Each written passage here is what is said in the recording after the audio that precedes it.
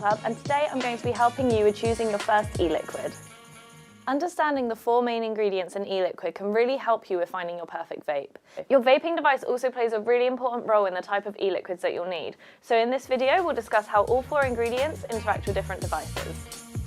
The major hurdle in successfully switching to vaping is to find a nicotine strength which will satisfy your cravings, give you the right type of throat hit, and also has a flavour that you enjoy. As a new vapor, you're likely to start on a smaller vaping device, which will produce a smaller amount of vapour.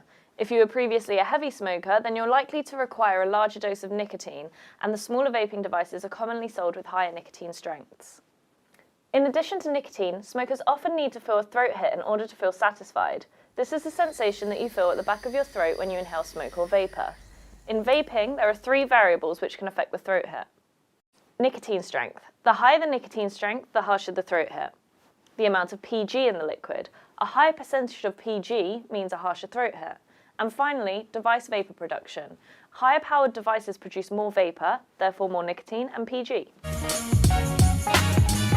If you watched our Beginner's Guide to Vape e-liquid video, you'll know that in addition to PG, another main ingredient in e-liquid is VG. In most e-liquids, VG makes up 50 to 80% of the total mix and is directly proportional to PG. For example, if an e-liquid has 80% VG, then the remaining 20% of that will be PG. You want to consider the PG percentage in your e-liquid and what is best suited for your device. As a simple rule, choose higher PG concentrations for smaller devices, such as pods or vape pens, and this will give you more of a throat hit with a device that produces less vapour. Choose high VG concentrations for larger devices, which are capable of producing more power and vapour. This will lead to a smoother vaping experience and also allows you to inhale more vapour in one go. A higher VG percentage means a smoother vape and less of a throat hit. VG also produces clouds, so the higher the VG percentage, the thicker the vapour cloud. As you progress on your vaping journey, you're likely to encounter the term sub-ohm. Don't let this daunt you. It simply means that the device is capable of producing more power and vapour than your pod kit or cigar-like. The general rule with sub-ohm devices is that you start with a lower nicotine strength and a higher VG percentage. We find that 3 to 6 mg of nicotine and around 70% VG works best for most people. If you feel you need more nicotine or more of a throat hit, simply increase your nicotine strength or decrease the VG percentage. When it comes to e-liquid flavours, you literally have thousands of choices. In fact, changing things up is a really good way to avoid what's called vapor's tongue. This is a term that's used to describe when someone vapes a single flavour so much that they can barely taste it anymore.